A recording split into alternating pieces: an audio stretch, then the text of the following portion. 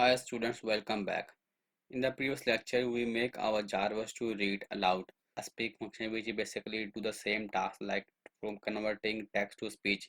But we are using function because of by using function we can use the same code again and just need to like call the function and the code will run.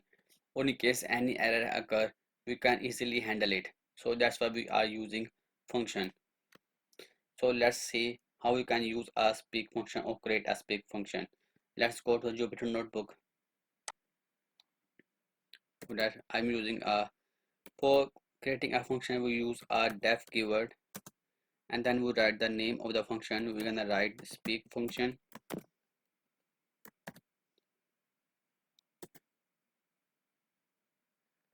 engine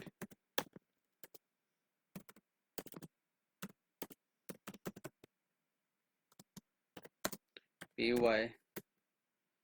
ttx3 dot init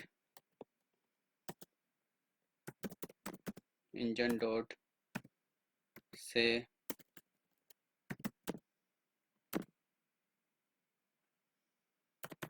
text engine dot run and wait. This speak function will need a text or you can say any text to that convert text to speech.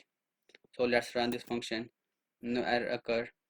So let's call this function. Whenever you write a function, the function will not run it unless you call it. So we have to call the function by its name.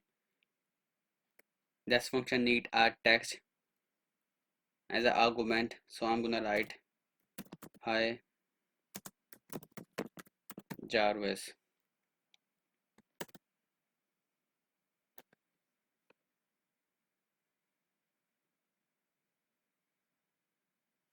Here's spelling mistake.